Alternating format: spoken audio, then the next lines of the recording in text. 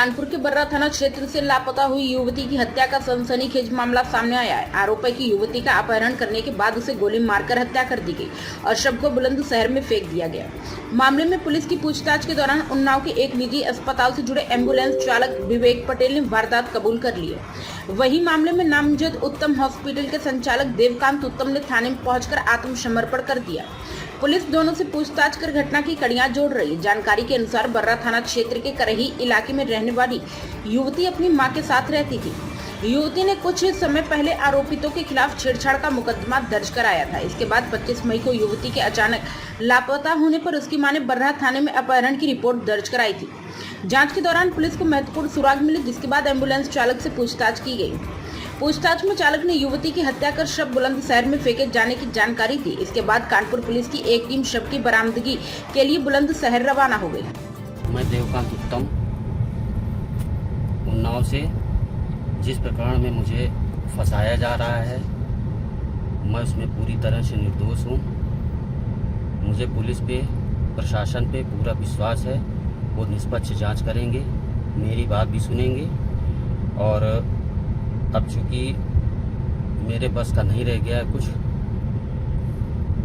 जितना मुझे परेशानी हुई है, मेरे घर के लोगों को परेशानी हुई है, मेरे न गलती होने की वजह से जो मेरे घर वालों को परेशानी हुई है,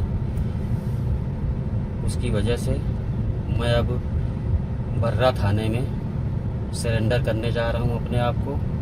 और मुझे कानपुर के पुलिस, उन्नाव की पुलिस, प्रशासन और मेरे मीडिया बंधुओं से अनुरोध है कि जो भी सच्चाई हो उसको सामने लाए। बस यही कहूँगा।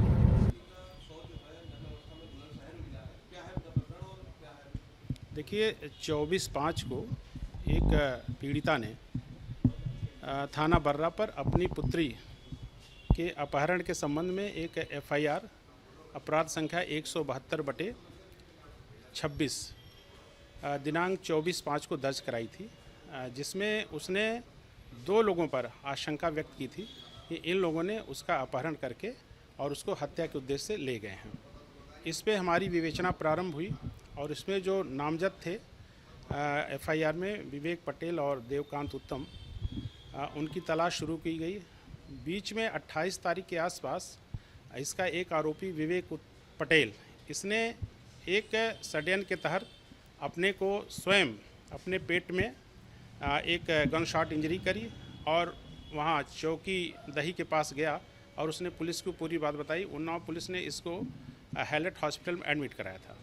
इसकी सूचना थाना बर्रा पे भी आई थी। चूँकि ये हमारे अपराध संख्या 172 का एक आरोपी भी था, इसलिए हमें इससे पूछताछ भी करनी थी। तो तत्काल वहाँ पर एक पुलिस पिकेट लगाई गई और जब ये वहाँ से डिस्चार्ज हुआ तब फिर इससे और गहराई से पूछताछ की गई।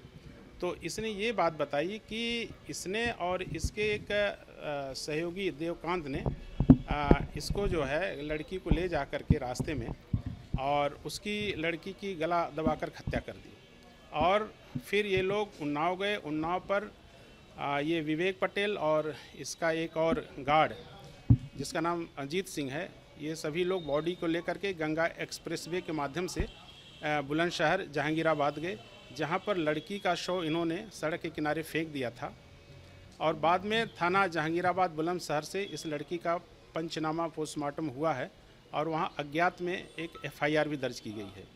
चूँकि इसका शव काफ़ी जीर्ण शीर्ण अवस्था में था, इसलिए मृत्यु का कारण स्पष्ट नहीं हो सका। इसमें हम लोग सभी पहलुओं पे गहराई से छानबीन कर रहे हैं। दोनों अभियुक्तों को फिलहाल हम लोग हिरासत में लेकर के अभी पूछताछ कर रहे हैं और जो घटना में जो गाड़ी प्रयुक्त हुई थी उसकी भी जानकारी हम लोग को हो गई है। गाड़ी की भी बरामदगी का प्रयास जारी है और इसमें जो लोग भी दोषी हैं उसमें उनके विरुद्ध सख्त से सख्त, कठोर और विधिक कार्रवाई की जाएगी। सर, अभी तक में हत्या की वजह क्या सामने आई? अभी इसका प्रेम प्रसंग की एक बात बताई जा रही है, लेकिन शेष विवेचना और अन्य कारणों की हम लोग बहुत ही गहराई से जांच कर रहे हैं। जैसे तथ्य सामने आएंगे आपको उसी के अनुरूप अवगत कराया जाएगा।